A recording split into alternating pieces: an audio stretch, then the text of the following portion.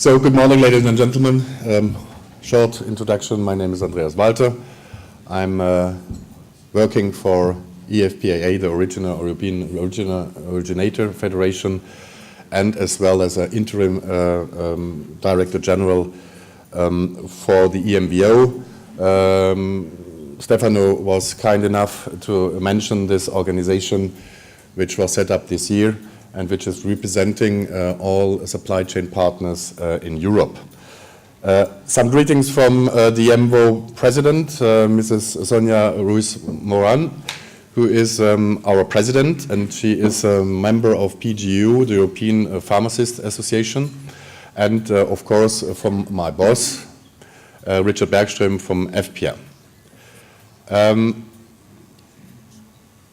We will talk today, or I will talk today only about the verification part of the FMD. Stefano already mentioned some parts of the other legislation which is laid down in this directive.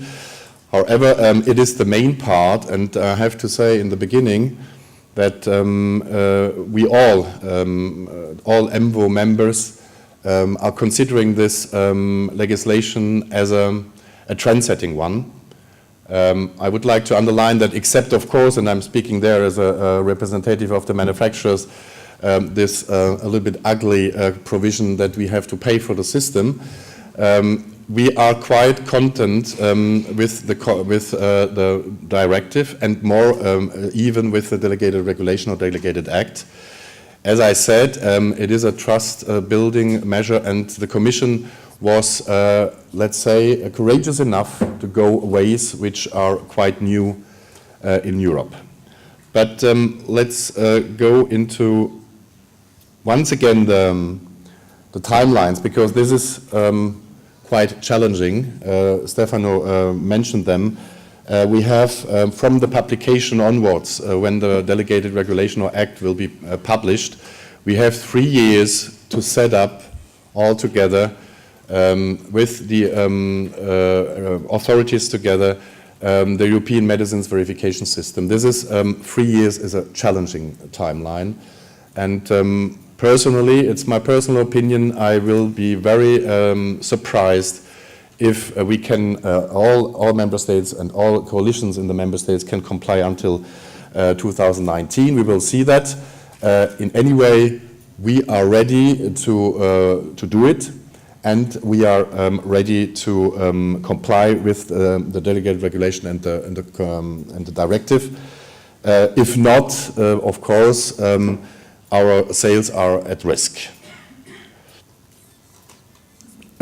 We already talked about the coalition itself, and Stefano was nice enough to mention all the members.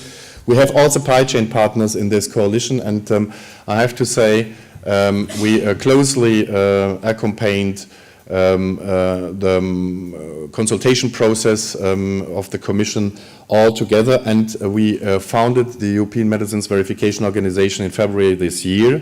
So proactively, we are ready to fulfill the provisions in the European legislation, while also going into the principles which are laid down there, which is, let's say, a functioning, to make happening a functioning system, a system which will be harmonized throughout Europe. This is also very important, also in taking into account the tight timelines. It will be cost effective, which is important for the industry who has to pay. And it will be, as also laid down in the regulation, interoperable and harmonized system. We are working all there together in order to make that happen, and the EMVO is now founded, own legal entity set up, which is governing the hub and which is ready to act. Let's go into some of the principles Stefano already mentioned. We have, of course, a point of dispense verification, which is described in the delegated regulation. The serialization will be done by the manufacturers. That's also in the regulation. We have, of course, the safety features, which means the code and the unique identifier, plus the temper evidence. You heard about that this morning. Temper evidence will not be regulated. The code content also, as Stefano says, are the 4 elements: product code, batch number, expiry date, and serial number, plus the national reimbursement number in case. And last but not least, and this is a very important part of the regulation, the European Commission went for a stakeholder governance, which means that it is not a public system but a private one, with the caveat that the authorities, the competent authorities, have a right of supervision. There we are a little bit struggling with them what that means. There are member states, they have a very, say, a relaxed attitude, saying, okay, if the national system sends me a report by month, it's okay for myself and for my people. On the other side, there are member states which are rather, let's say, going into a more strict, in a more strict way of supervision, which means I would like to have permanently access to the data. We had this question about data just before my speech, so let me say that the stakeholder, and that was one of the conditions which made us work together, the stakeholder agreed that in the system, either in the hub or in the national system, data access and data ownership are regulated as following. Only the generator of data has access to its own it's owning the data and has only access to its own data. So this has to be made clear. Data digging is not possible, and which was not mentioned by Stefano, also the supervision of the access and supervision of the authorities is limited for some fields of action, only in concerning reimbursement, only concerning pharmacovigilance and pharmacoepidemiology. These are the 3 fields where the member states can have access to the data in the systems. So what we have done, and we have done already a lot, is that we created the European Medicines Verification System, which is already existing. So today we have an European level, which means the European hub. This is this central unit here, which is already existing and will connect all national systems, which have to be established in each member state, is connecting all these systems, making them talking to each other. The whole design of this setup is required and was mandated by the delegated regulation.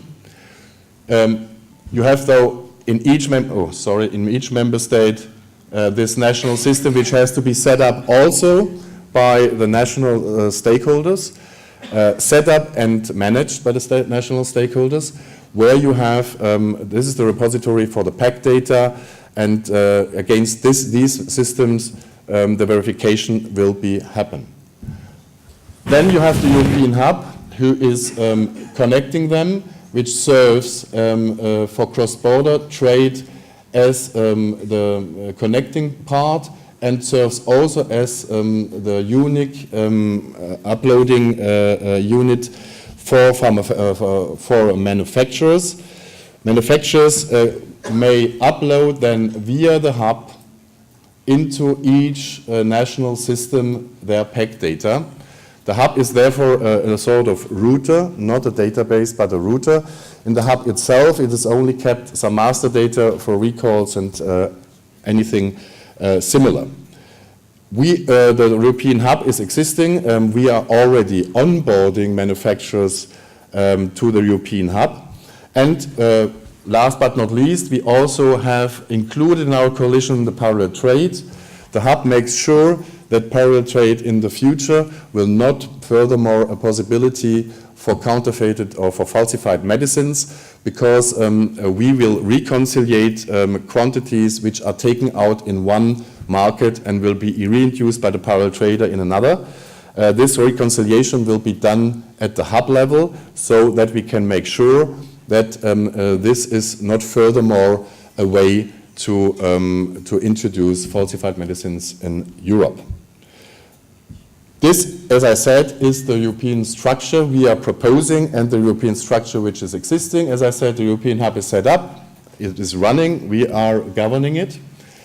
We have already a national system. Probably you know that in Germany, Secofarm set up a national system. So we connected our hub to the German system, and we are working with them together. So all levels, the European level as well as the national level, are existing today. However, I'm a little bit, if you go if you go now into the national level, each member state of the European Union plus the members of the EEA have to set up a repository.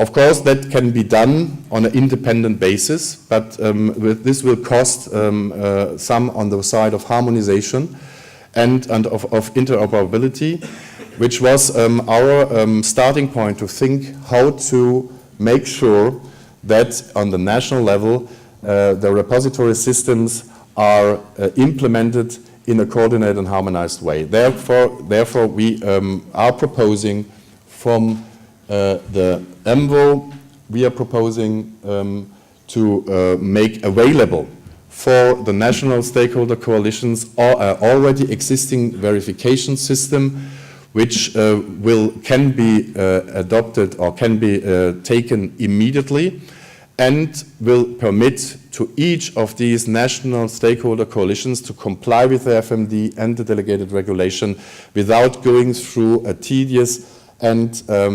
time-consuming and probably also not cost-effective process while setting up a standalone system themselves. This is an offer we are providing to the national stakeholders, and this is what the EMVO would like to see happen.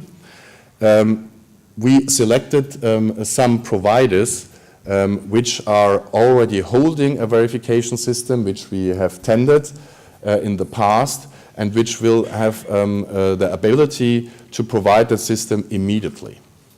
So in the best case, we will have in the European Union 27 blueprint systems, which is not only a software, which means a verification system as such, but also gives a certain advantages because of, as I already said, it is based on a common standard. These blueprint systems are based on a URS user requirement specifications established by the EMVO. So we can be sure all of them are harmonized. We also offering from the EMVO support for the national stakeholders during the negotiations with the selected blueprint providers. We will help them by make available already negotiated contract with them, so they can sign it up whenever they want. There are 3 providers, for instance. They can sign it up with one of them, and they are complying immediately with the FMD and have time enough to implement timely their verification system.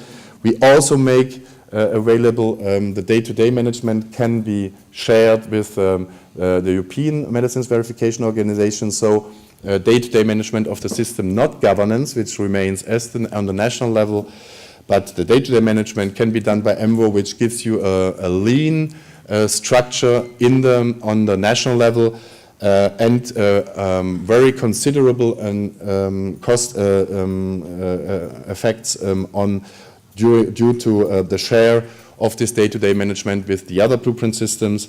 And as I said, the 3 providers, we negotiated with them and make sure that the prices, the commercial conditions are, let's say, achievable, and also make clear that their offer is in line with the technical requirements of the European regulation. So, European rollout, I will remind you once again who will pay for what, because that's then the nerve of the war.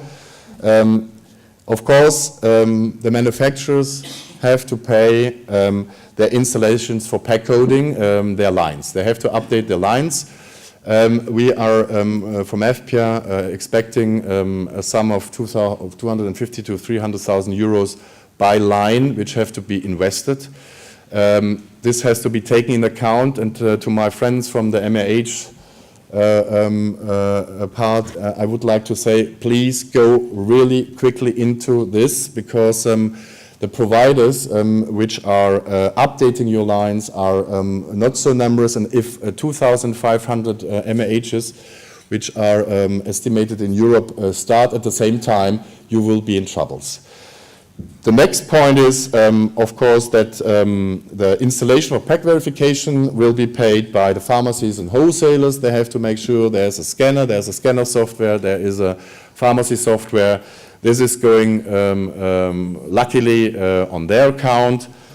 And finally, we have, as already said today, we have to pay, the MH have to pay the repository and the European hub, or at least a share of the European hub. Each national verification system has to pay, depending on market size, a share of the European hub, because it is used by all the systems together.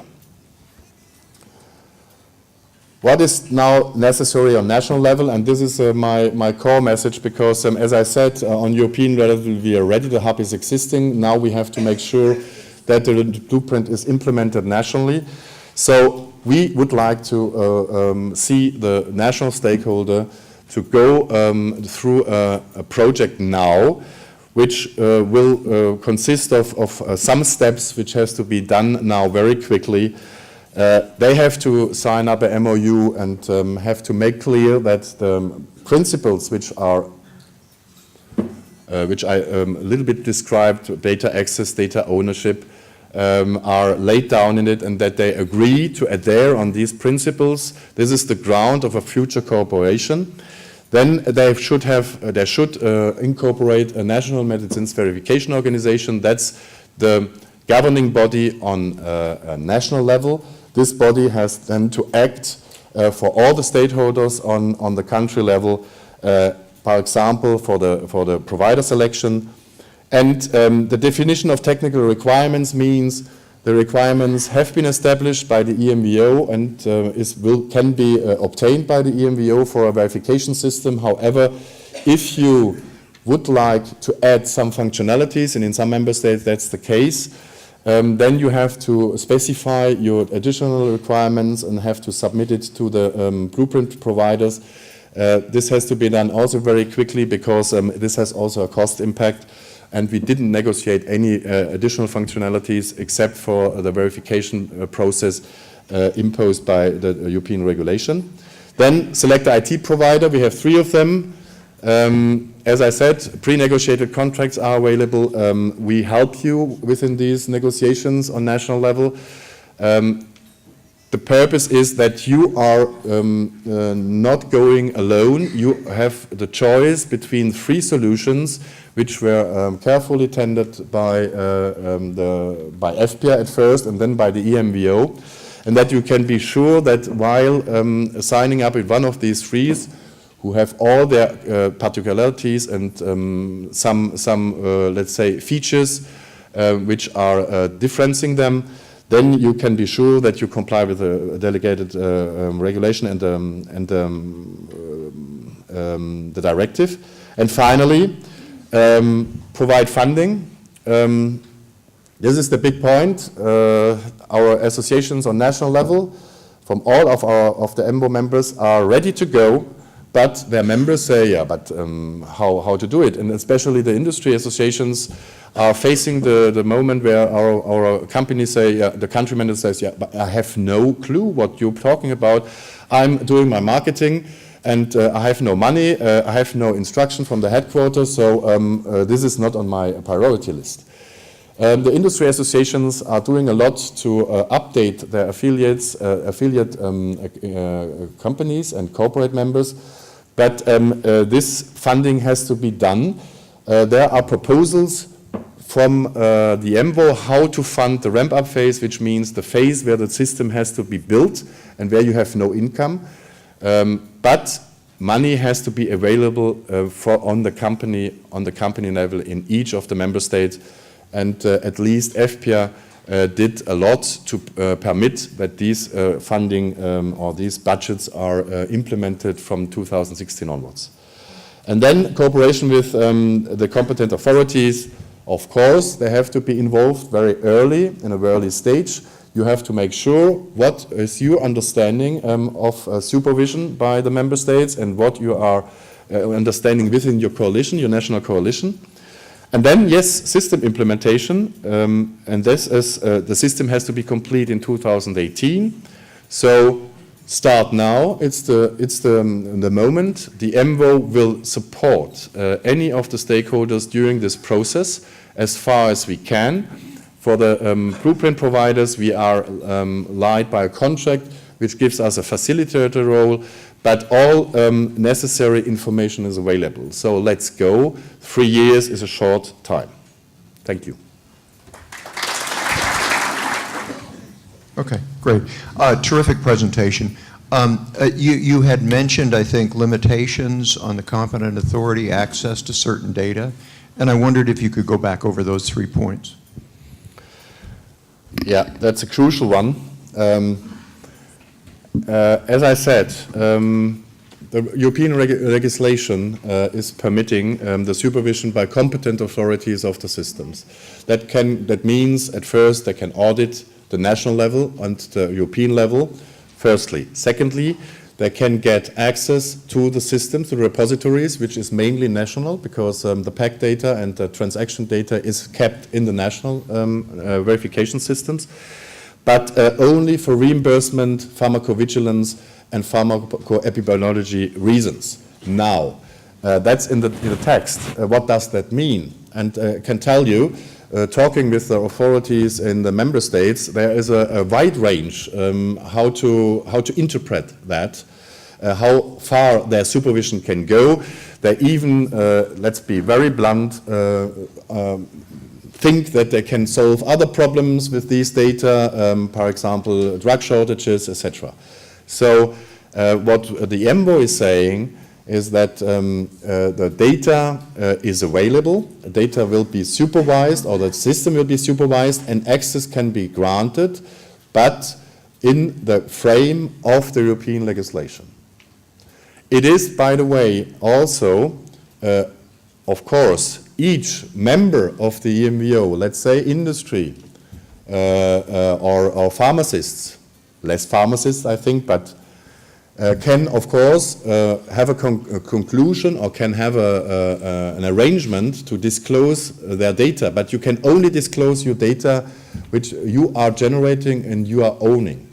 There is no way that either the authorities nor the other stakeholders can access data from another supply chain partner. That's the situation.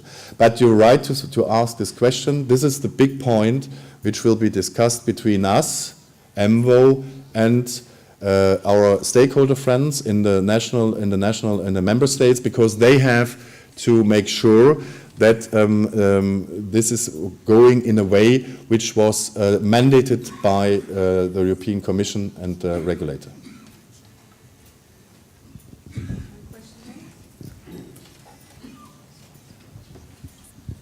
I would like to come back to the question I already asked.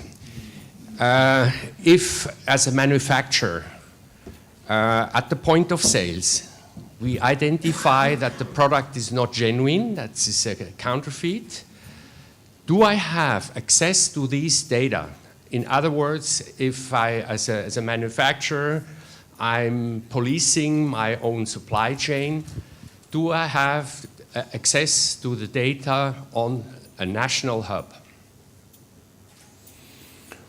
As I said, the system will flag, let's say, a suspicious pack, and this transactional data will be available. It will be escalated within the European, in the national level to some instances, and if necessary, to the European hub, if it's touching more than one market. But you will be informed.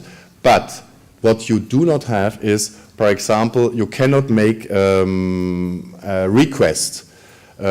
Except, let's say, there are how many of my packs are now suspicious, or how many packs has been dispensed, etc., etc. This is not possible. You cannot make a market screen. In suspicious cases, you will be informed. In dispensing, let's say, you want to know in country A how many of my packs are still on the market. No. Limit how long, from a time perspective, this will take? What do you mean by?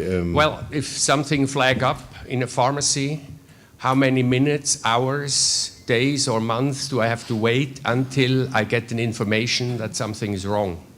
This we have, of course, still to establish, because it's depending how the whole system is set up, and it's depending on the elements which are composing the system.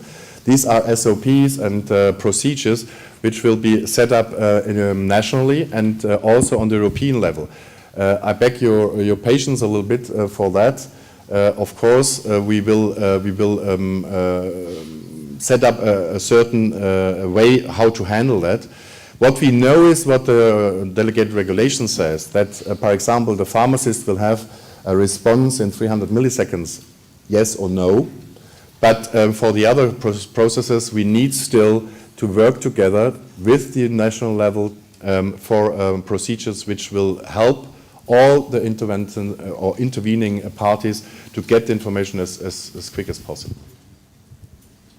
Thank you very much, Andreas, for your explanation of what is coming our way.